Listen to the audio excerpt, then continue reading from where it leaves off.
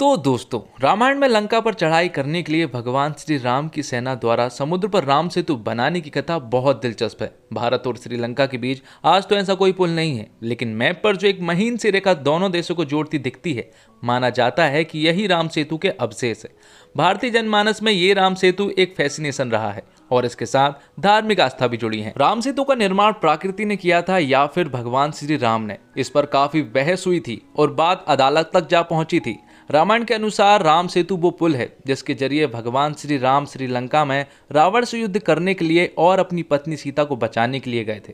Film Ram Setu इस बात को साबित करने के लिए बनाई गई है कि इसका निर्माण श्री राम ने ही करवाया था। तो एक्सप्लेनेशन को शुरू करते हैं, और अगर वीडियो अच्छा लगे तो वीडियो को लाइक जरूर कीजिएगा और इसी तरह के वीडियोस पाने के लिए हमारे इस चैनल को सब्सक्राइब भी कीजिएगा ताकि आपको इसी तरह के लेटेस्ट और फ्रेश कंटेंट मिलते रहें। तो राम सेतु फिल्म की कहानी शुरू होती है अफगानिस्तान से, जहां तालिबानियों द्वारा ध्वस्त किए गए बुद्ध मॉन्यूमेंट्स को वापस जोड़ने के लिए दुनिया भर से आर्कियोलॉजिस्ट इकट्ठा होते हैं।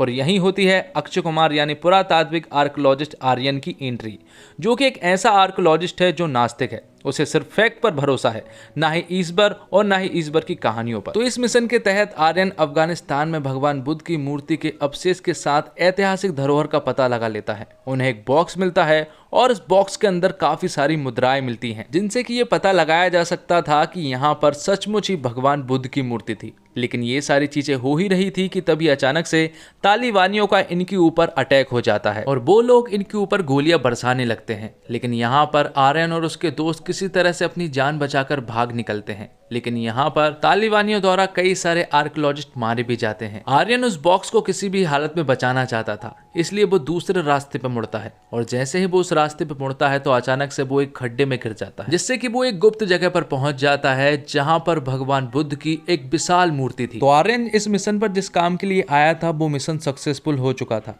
और ये एक बहुत बड़ी अचीवमेंट थी, जिसके कारण उसकी काफी वाहवाही होती है और उसका प्रमोशन भी होता है। लेकिन जो इंसान नास्तिक हो और भगवान में नहीं मानता हो तो उसे तो मुश्किलों का सामना करना ही पड़ेगा, इसलिए न्यूज में अक्सर उसके लिए काफी बुरी खबर छपती रहती है। आगे हम देखते हैं कि आर्यन अब अपने घर आ जाता है, जहां पर वो अपनी पत्नी गायत्री को अपने प्रमोशन के बारे में बताता है। यहाँ पर हमें गायत्री के बारे में भी कुछ बातें पता चलती है। गायत्री दरअसल में इतिहास की एक प्रोफेसर है और वो अपने बेटे को बाल गणेश जैसी पुस्तकें पढ़वाती रहती है। दरअसल वो एक आस्तिक है और भगवान में मानती है। इसके बाद एंट्री होती है इंद्रजीत की, जो कि फिल्म में एक बिजनेसमैन है। उनकी कंपनी पुष्पक शिपिंग ने भारत सरकार को सेतु समुद्रम प्रोजेक्ट का प्रपोजल दिया है, लेकिन इस प्रोजेक्ट से राम सेतु को नुकसान होगा और इसलिए इसका विरोध हो रहा है। तो अब मामला सुप्रीम कोर्ट तक जा पहुंचा है। सरकार सुप्रीम कोर्ट में राम भगवान को काल्पनिक पात्र बताते हुए उनकी वानर सेना द्वारा बनाए गए राम सेतु को सिर्फ नेचुरल फिनोमेना होने का दावा करती है। राजनीतिक स्वार्थ के लिए सरकार रामेश्वरम से लेकर श्रीलंका तक बने सेतु को तोड़ने की याचिका लगाती है। अब सवाल श्री राम के वजूद और उनकी निशानी की वास्तविकता पर आ जाती है। सुप्रीम कोर्ट में सरकार राम सेतु को प्राकृतिक घटना बताकर इसे तोड़ना चाहती है, तो दूसरा पक्ष इसे मानव निर्मित बताकर इसे बचाना चाहता है। दो देशों के बीच समुद्र में 7000 साल पहले श्री राम ने राम सेतु का निर्माण कराया था। तो सरकार डॉक्टर आर्यन की रिपोर्ट के सहारे प्रोजेक्ट को आगे बढ़ाने के लिए कहती है। पहले से मौजूद फैक्ट्स और स्टडी के आधार पर डॉक्टर आर्यन ने अपनी रिपोर्ट में लिखा है कि राम सेतु एक प्राकृतिक निर्माण है। इस रिपोर्ट से जनता की धार्मिक भावना को ठेस पहुंचती है, जिसका असर आर्यन का परिवार भी झेलता है और उसे सस्पेंड कर दिया जाता है। तो अब इंद्रजीत चाहता है कि उसका प्रोजेक्ट दोबारा पंगे में ना फंसे और पूरी साइंटिफिक रिपोर्ट से प्रूव किया जाए कि राम सेतु प्राकृतिक निर्माण है और मानव निर्मित नहीं है। इसलिए वो सस्पेंड हो चुके आर्यन को सारी सुविधाएं देकर राम सेतु का सच खोजने भेज देता है। वो लोग तमिलनाडु से होते हुए एक समुद्र के पास पहुंचते हैं, जहां पर पुष्पक शिपिंग नाम का एक बहुत बड़ा शिप था जिसमें की सारी सुविधाएं मौजूद थी। और इस प्रोजेक्ट में उसके साथ डॉक्टर सेंट्रा और गैब्रियल साथ देने वाली थी और साथ में इंद्रजीत का बाली नाम का एक आदमी इनके ऊपर नजर रखने वाला था। साथ ही बाली यहाँ की सारी इन्फॉर्मेशन भी बता देता है। साथ में वो उनसे कहता है कि हम लोग श्रीलंका बॉर्डर के नजदीक हैं, लेकिन हमें वहां जाना नहीं है क्योंकि श्रीलंका में हालात बिगड़े हुए हैं और रिबेल्स और सरकार के बीच में जंग चल रही है। साथ में बाली आर्यन को एक सूट के बारे में भी बताता है कि उन्होंने एक ऐसा सूट तैयार किया है जिससे कि वो समुद्र में जितना भी नीचे जाना चाहे जा सकता है और जितनी भी देर समुद्र में रहना चाहे रह सकता है। तब डॉक्टर आर्यन को वो सूट पहनाया जाता है और फिर आर्यन राम सेतु की खोज में समुद्र में कूद पड़ता है। वो काफी देर तक समुद्र में घूमता है और काफी देर तक ढूंढने के बाद आर्यन को वो राम सेतु वाला ब्रिज मिल जाता है, जो कि बाकी कमाल का था। लेकिन प्रॉब्लम ये थी कि आर्यन अब श्रीलंका बॉर्डर के पास पहुंच चुका था और ये बात कहीं ना कहीं बाली को बिल्कुल भी पसंद नहीं आती। इसलिए वो सूट के द्वारा आर्यन को खींच लेता है, लेकिन सूट तो ऊपर आ जाता है लेकिन आर्यन ऊपर नहीं आ पाता। और फिर थोड़ी ही देर के बाद आर्यन एक बड़े से स्ट्रक्चर को लेकर समुद्र के ऊपर आता है, जिसे कि हम आदम कहते हैं। और ये वही आदम हुआ करते हैं जो कि पानी पर तैरा करते हैं। लोग हैरान थे कि आखिर आर्यन समुद्र पर चल कैसे रहा है, तो लोग उन्हें बताते हैं कि वहां पर राम सेतु है, जहां की गहराई सिर्फ 6 सेंटीमीटर है, इसलिए आर्यन वहां पर चल पा रहा है। तो आर्यन उस स्ट्रक्चर को लेकर अपनी लैब में आ जाता है और उसका परीक्षण करना शुरू कर देता है। काफी देर तक उसका परीक्षण करने के बाद उसे ये एहसास होता है कि ये सचमुच ही आदम है, और ये बात वो बाली को भी बताता है। बाली से वो कहता है कि उसे ऐसा लग रहा था कि ये सेतु 18,000 साल पहले बना था, जबकि राम सेतु तो सिर्फ 7,000 पहले की कहानी ही बुनी गई है। लेकिन अब उसे ऐसा लग रहा है कि शायद ये सही है और ये 7,000 साल पुराना ही है। अब ये बात इंद्रजीत तक भी पहुंच चुकी थी और उन्हें तो सिर्फ ये साबित करना था कि ये एक प्राकृतिक निर्माण है। इसके बावजूद इंद्रजीत उन्हें आगे की इन्वेस्टिगेशन करने के लिए परमिशन दे देता है, ताकि वो जान सके कि आखिर ये 7,000 साल पुराना है या फिर 18,000 साल। तो वो लोग उन्हें एक ऐसे शिप में बिठा देते हैं जो कि पानी के अंदर चल सकता है और वो आसानी से वहां पर सरवाइव कर सकते हैं। आर्यन के साथ सैंड्रा और गैब्रियल भी मौजूद थी, और गैब्रियल ने वो स्ट्रक्चर भी उठा लाई थी और इस बारे में उसने किसी को भी नहीं बताया था। जिसके बाद शिप के द्वारा वो राम सेतु तक जाने लगते हैं, और जैसे ही वो राम सेतु तक पहुंचते हैं तो अचानक से उनकी शिप बिगड़ने लगती है और ओवर हीटिंग की वजह से वो वहां पर फंस जाती है। दरअसल ये सारा प्लान बाली का था और इंद्रजीत के कहने पर ही बाली ने ये सब कुछ किया था। दरअसल ये प्लान उन्हें मारने का था। धीरे धीरे ये सारी बातें आर्यन को भी पता चल जाती है कि उन्हें यहाँ पर इन्वेस्टिगेशन करने के लिए नहीं बल्कि मारने के लिए भेजा है, क्योंकि इस स्ट्रक्चर से ये बात साबित होने लगी थी कि ये पुल मानव निर्मित है। यहीं पर एक बहुत बड़ा तूफान भी था, जिससे कि बाली और उसके साथियों को ऐसा लगता है कि शायद ये लोग नहीं बच पाएंगे। वो शिप ऊपर की ओर आ जाती है और ये लोग भी समुद्र के ऊपर आ जाते हैं। काफी देर तक हाथ पैर चलाने के बाद इनकी सांसें रुकने ही वाली थी कि तभी अचानक से एक हाथ इनकी ओर आता है और वो इन तीनों को आसानी से बचा लेता है। तो जिस आदमी ने उनको बचाया है उसका नाम एपी है, जो कि श्रीलंका में ही रहता है और समुद्र के किनारे मछली पकड़ने का काम करता है। साथ में यहाँ पर आए हुए लोगों के लिए वो एक टूरिस्ट भी है और उसके पास एक डायरी भी है जिसमें कि वो सबका हिसाब रखता है। यहाँ पर एपी और आर्यन काफी सारी बातें करते हैं और एपी आर्यन को राम सेतु के बारे में कई सारी बातें भी बताता है। साथ में वो उससे कहता है कि वो उन्हें राम सेतु तक पहुंचा भी सकता है। तो फिर अगले ही सुबह एपी उन सभी को लेकर राम सेतु की उस जगह पर पहुंचने लगते हैं और जैसे ही वो उस जगह पर जाने लगते हैं तभी अचानक से वो देखते हैं कि बाली उसकी पूरी की पूरी टीम के साथ उन्हीं की तरफ आ रहा है और वो इनकी तरफ फायरिंग करना शुरू कर देते हैं। तो यहाँ पर ये लोग किसी तरह से जान बचाकर भागते हैं और जब ये लोग जंगल के रास्ते भाग रहे थे तो श्रीलंका के लोकल रेवल्स बाली की टीम के ऊपर अटैक कर देते हैं, जिसके बदले में बाली की टीम भी इनके ऊपर फायरिंग करना शुरू कर देती है। ये सभी लोग जंगल के रास्ते से भाग रहे थे, जिसमें कि गैब्रियल के हाथों वो बैग गिर जाता है जिसमें कि स्ट्रक्चर रखा हुआ था, जिससे कि वो लोग वहीं पर छोड़ देते हैं और आगे बढ़ते हैं। आगे जाने के बाद सभी लोग चॉपर में बैठ चुके थे सिवाय एपी के, लेकिन आखिर में एपी भी उनकी तरफ दौड़ता हुआ आता है और एक बहुत बड़ी छलांग लगाकर वो भी चॉपर में बैठ जाता है। लेकिन आखिर में हम देखते हैं कि बाली गैब्रियल को गोली मार देता है और यहाँ पर गैब्रियल की तुरंत ही मौत हो जाती है, जिससे कि डॉक्टर सैंड्रा को काफी दुख होता है क्योंकि वो उसकी बहुत अच्छी दोस्त थी। अब आगे डॉक्टर आर्यन अपनी पत्नी गायत्री के पास कॉल करता है और उसे सारी इन्फॉर्मेशन बताता है कि वो श्रीलंका की किसी जगह पर है और यहाँ पर वो लोग राम सेतु की इन्वेस्टिगेशन करने के लिए निकले हैं, लेकिन इंद्रजीत की टीम उनके पीछे पड़ी है। तो ये दोनों बात कर ही रहे होते हैं कि तभी अचानक से डॉक्टर आर्यन की नजर पड़ती है वहाँ की एक आरती पर। दरअसल वहाँ रावण की आरती हो रही थी, जिसे देखकर डॉक्टर आर्यन के दिमाग में एक आइडिया आता है कि वो लोग श्रीलंका में है और अगर वो ये बात साबित कर दे कि रावण है तो फिर श्री राम का होना भी तय है और श्रीलंका में सिर्फ रावण के अवशेष ही मिल सकते हैं। इसलिए वो लोग प्लान बनाते हैं और रावण के अवशेष को इकट्ठा करना शुरू कर देते हैं। अब रावण से जुड़ी उन्हें कुछ पुरातात्विक चीजें चाहिए थी और वो तो सिर्फ उन्हें लाइब्रेरी में ही मिल सकती थी, इसलिए यहाँ पर एपी उन्हें कुछ लाइब्रेरी के पते बताता है और वो लोग उस जगह पर जाने लगते हैं। तो अब वो उस लाइब्रेरी में पहुंच जाते हैं जहाँ पर वो काफी देर तक छानबीन करते हैं, लेकिन जब आर्यन एक अखबार पढ़ता है तो उसे पता चलता है कि वो लोग तो वांटेड की लिस्ट में आ चुके हैं। तो इस लाइब्रेरी में तो उन्हें कुछ नहीं मिला, लेकिन उन्हें एक दूसरी लाइब्रेरी के प्रोफेसर के बारे में पता चला है, इसलिए वो लोग उसके पास जाने लगते हैं और जैसे ही वो इस लाइब्रेरी से बाहर निकलते हैं तो अचानक से कुछ लोग इनके पीछे पड़ जाते हैं और इन्हें वो लोग पकड़ना नहीं चाह रहे थे, बल्कि वो लोग तो इन्हें जान से मारना चाह रहे थे। इसके बावजूद ये लोग अपनी जान बचाकर किसी तरह से सरवाइव कर जाते हैं, जिसके बाद वो लोग उस लाइब्रेरी के प्रोफेसर के पास पहुंचते हैं जिसको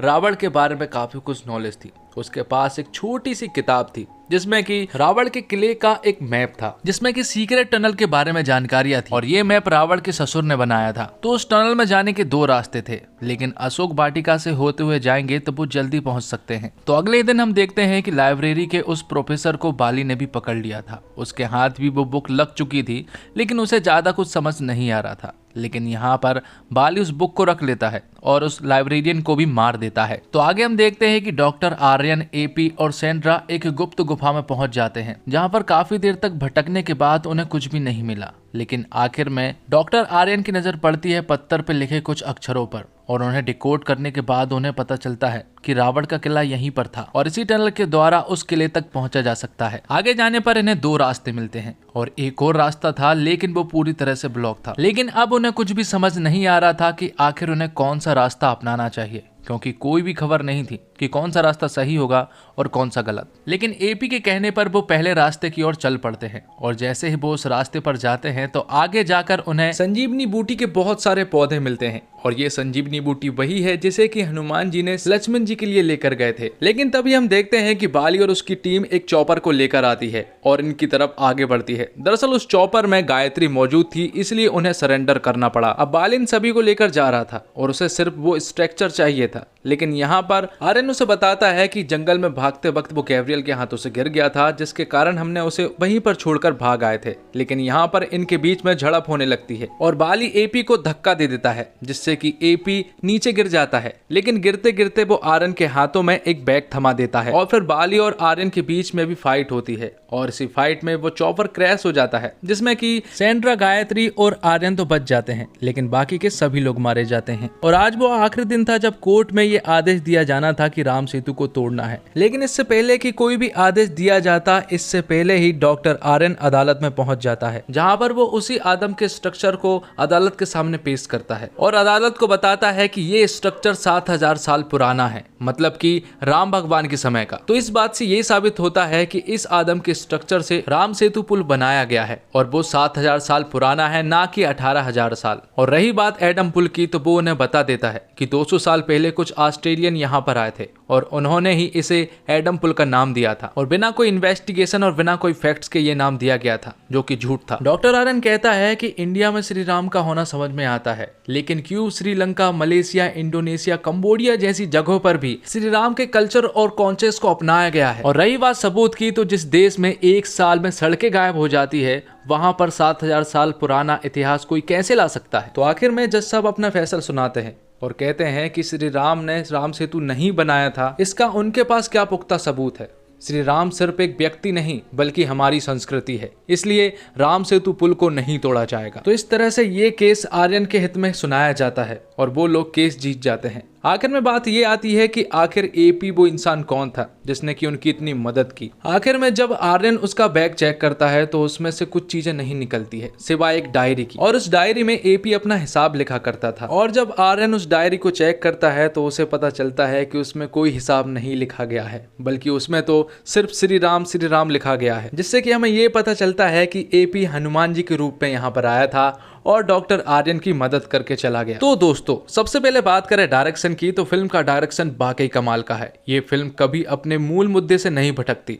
इस फिल्म का हर एक सीन फिल्म की कहानी में कुछ न कुछ ऐड कर देता है। फिल्म में बेमतलब का कोई भी लव एंगल नहीं है और ना ही इस फिल्म में कोई गाना डाला गया है। वैसे तो ये फिल्म एक सच्ची घटना पर आधारित फिल्म है, लेकिन इस फिल्म के मेकर्स ने कहानी में तड़का लगाने के लिए अपनी तरफ से कुछ रिसर्च और मिर्च मसाला ऐड किए गए हैं। फिल्म की शुरुआत से ही सस्पेंस बनने में कामयाब हो जाती है। अगर आप रोमांच के दीवाने और रहस्यों के जानने के लिए खोज पड़ताल वाली फिल्म देखना पसंद करते हैं तो आपके लिए मजेदार हो सकता है।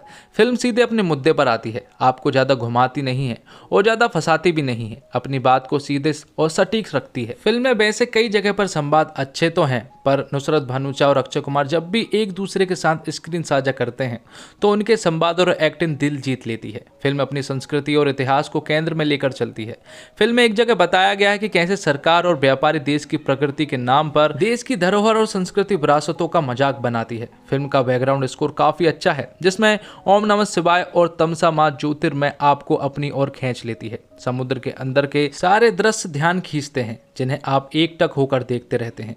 एक जगह अक्षय कुमार समुद्र के नीचे 50 फीट, 100 फीट और 300 फीट तक जाते हैं। जैसे जैसे अक्षय कुमार नीचे जाते हैं, दर्शकों की धड़कन बढ़ना तय है। एक जगह अक्षय कुमार और उनकी सभी साथी समुद्र में डूबने लगते हैं। ये डूबते वक्त का दृश्य वैसे ही आपको सांस रोक लेता है जैसे कोई मनुष्य असल में पानी में डूब रहा होता है। जब अक्षय कुमार रहस्यों का पता लगाते हैं, उस समय उन्हें एक मैन्युस्क्रिप्ट मिलती है जिसमें रावण का पैलेस, अशोक वाटिका, मायासुर, इन सब के बारे में पता चलता है। ये सब नया और विशिष्ट लगता है।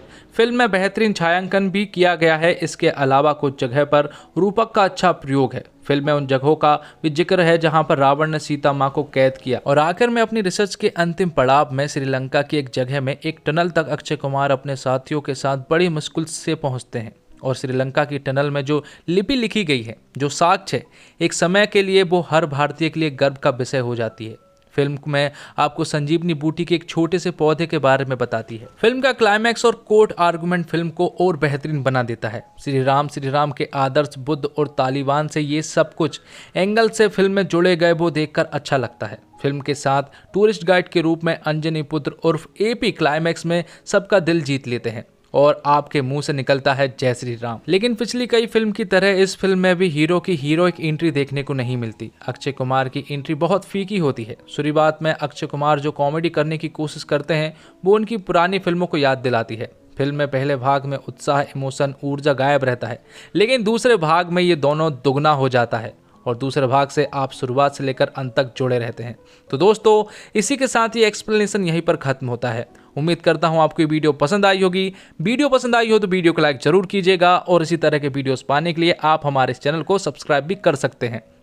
धन्यवाद। जय श्री राम।